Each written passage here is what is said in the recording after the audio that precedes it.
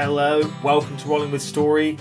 Today we're looking at some more hypotheticals. It's an episode type that we kind of want to explore shorter form content, but try and kind of dig into some nice, neat topics.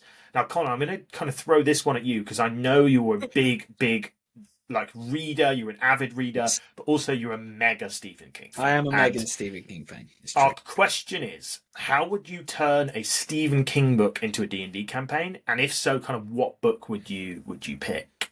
Or books? Oh, there's some really good ones there.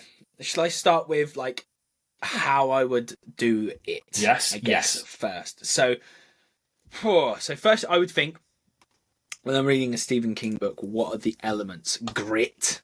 So there's always grit.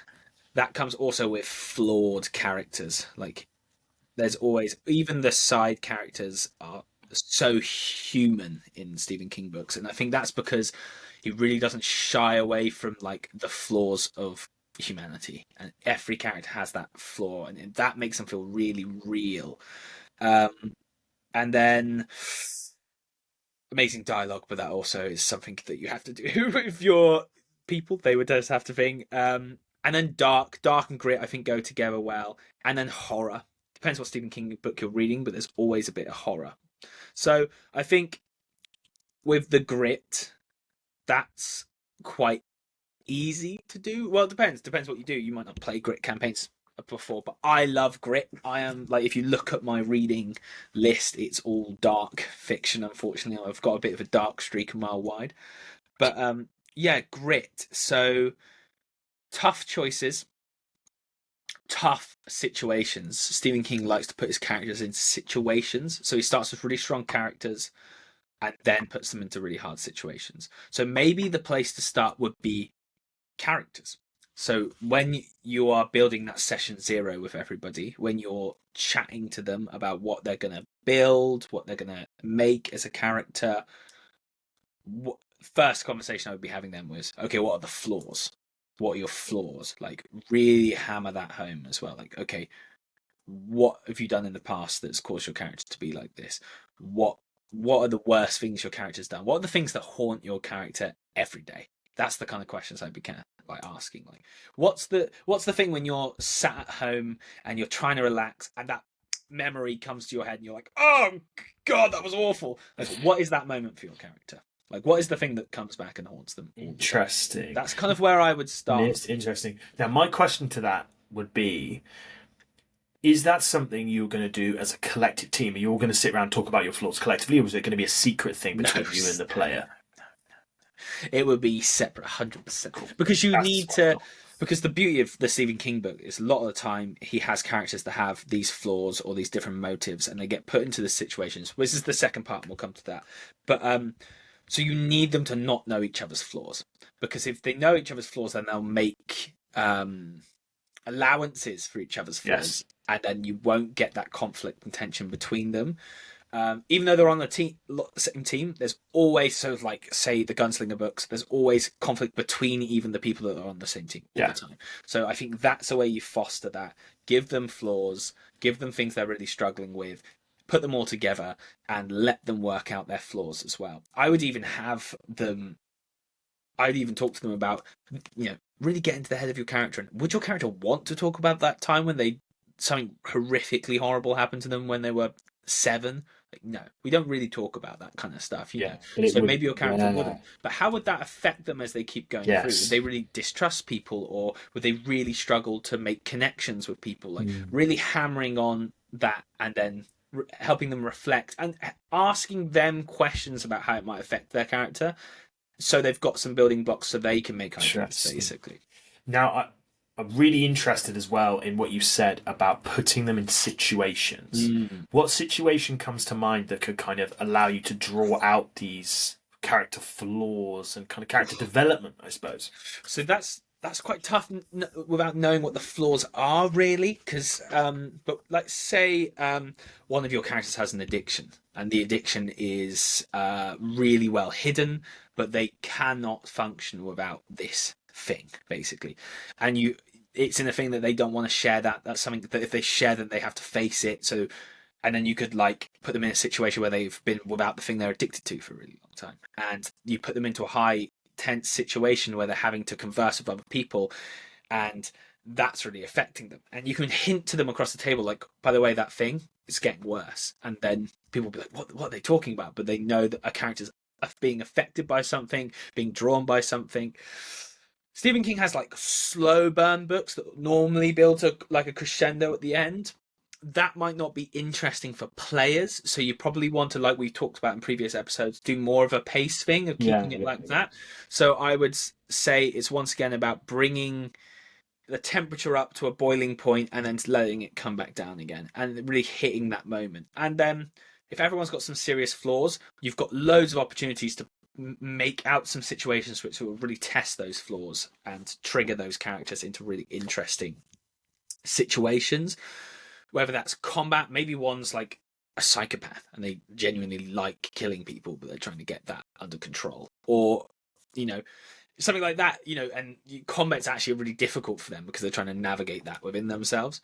It's not gonna trying to turn a Stephen King book into a campaign means it's gonna be bloody dark and it's going to be really gritty, and people are going to have to be prepared for that. So I would definitely give them a conversation beforehand, like, this is the thing I'm going for. Yes, I want it to be a Stephen King type book. So there's always themes of like addiction. Because Stephen King really struggled with addiction, so many of his characters struggle with addiction.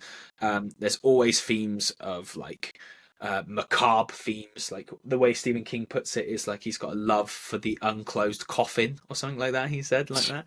So there will be horror elements. You only have to think of The Shining or stuff like that.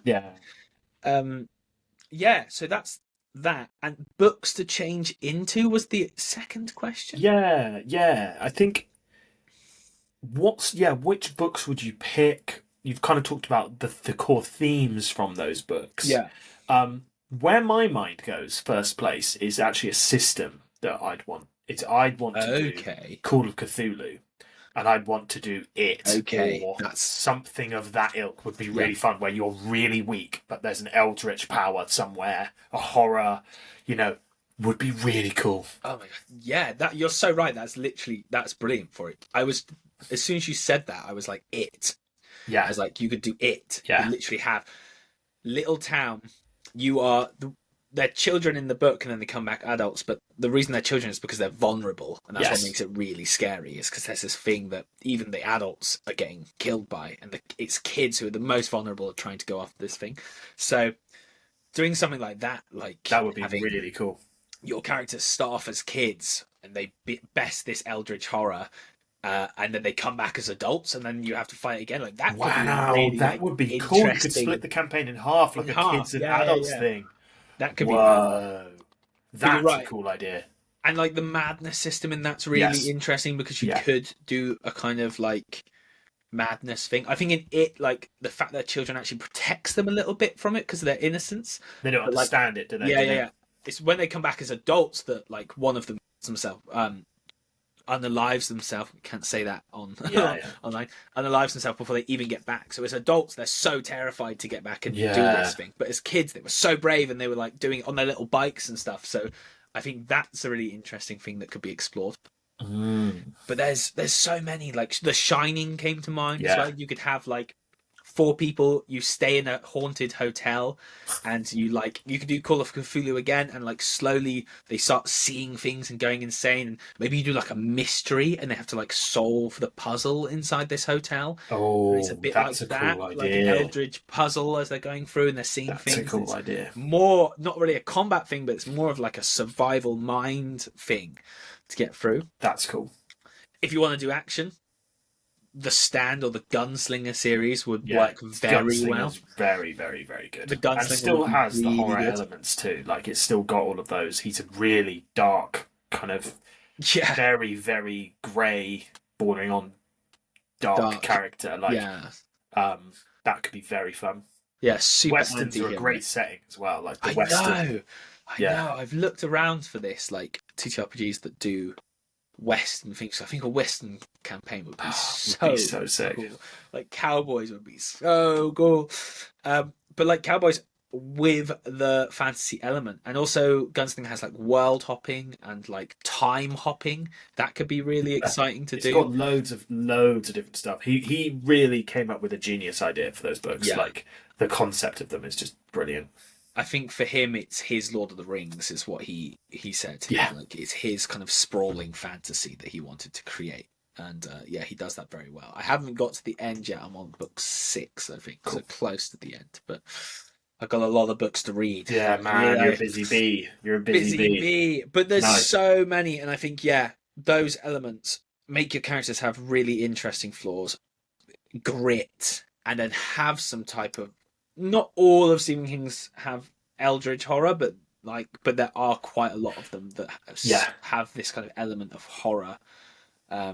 This, especially those books like Misery, for example, doesn't, but one of his best books. But that's a psychological horror, which is a bit much to play as a campaign. Yeah. You could take things like The Stand, which is like a classic good versus evil. The world's wiped out and only some people survive, and it's like a reduced population basically duking it out for good and evil. That could be really interesting as well. Awesome. Yeah. I think what I really liked about what you were describing is about the Stephen King concept. It's not just about the story, it's about the mindset of the DM, of going like, you need to think in a very meta way is the way you're approaching it. Your character should have flaws. You need to find points to expose these flaws and develop them, draw them out, have that sort of grim environment. I think it excites me, to be honest. It really does excite me. I think that would be really fun. I think that's trying to reflect Stephen King as a writer as well. Like, so he's a discovery writer, so he doesn't plot anything. He really does make characters and put them into situations.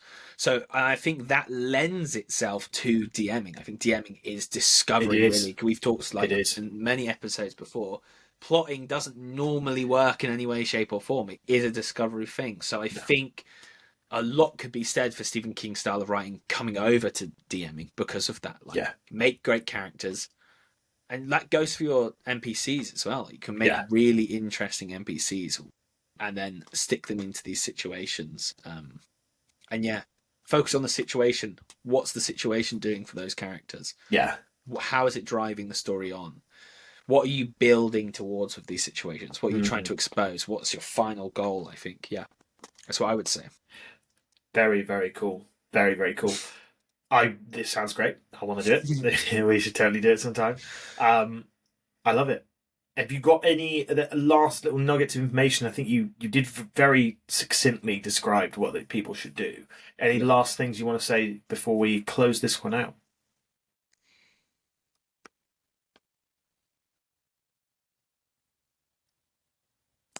No. Okay. I think most of it's there. Yeah. It doesn't really matter what you're doing.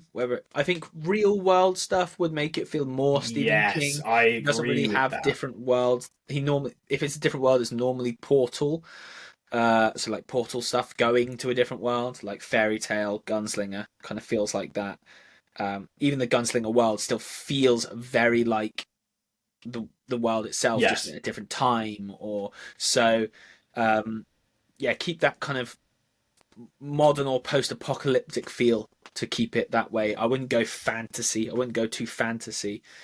Keeping that real world feel, and then bring those kind of fantasy elements into the real world, and then you'll get more of that vibe, I think. Brilliant.